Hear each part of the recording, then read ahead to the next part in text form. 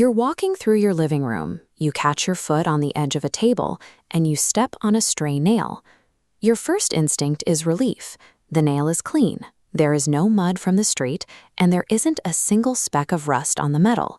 You pull it out, wash the scratch, and figure you are safe.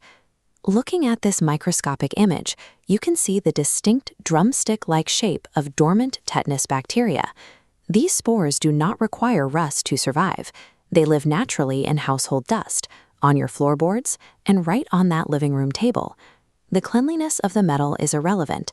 That nail acted as a mechanical delivery vehicle, pushing whatever microscopic dust was resting on it directly into your foot.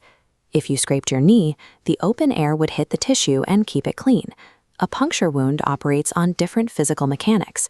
The nail acts like a piston, forcing surface contaminants into the very deepest layers of your muscle tissue. This diagram shows what happens when the nail pulls out.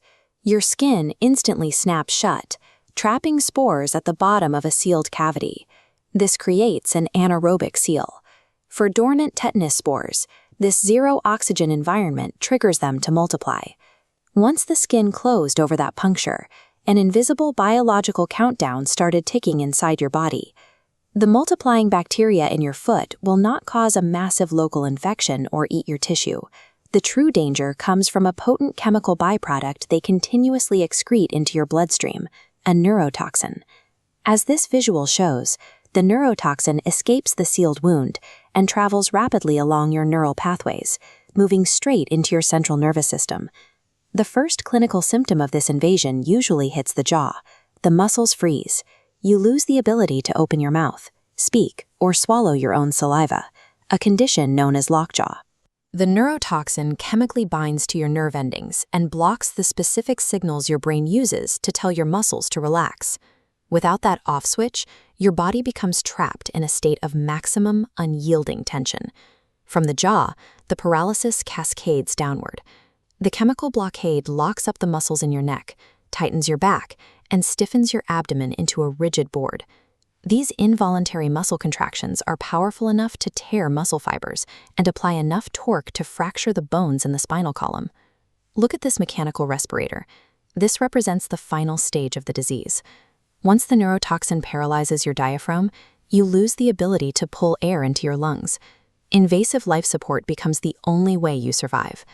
Even if you reach an intensive care unit and receive modern medical intervention, 1 out of every 10 patients who reach this stage will die. Once these physical symptoms appear, the biological hijacking is irreversible.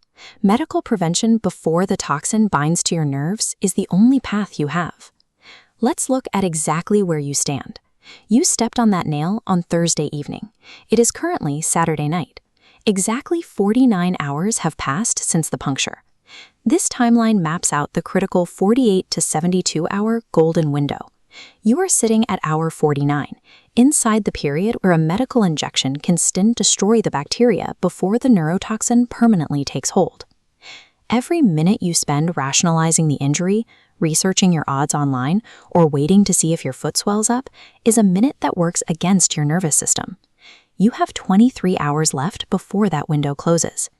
Every second of those 23 hours is a trade-off between receiving a vaccine and letting the bacteria reach your nerves.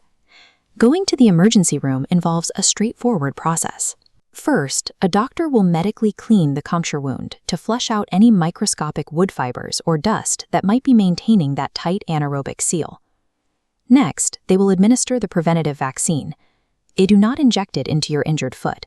It is a tiny needle placed quickly into your shoulder muscle. You will likely experience some mild soreness in that shoulder for a day or two.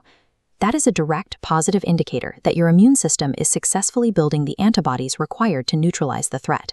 You are choosing between 2 seconds of mild shoulder discomfort and the catastrophic, bone-breaking shutdown of your nervous system. That window is closing. You need to leave for the emergency room right now.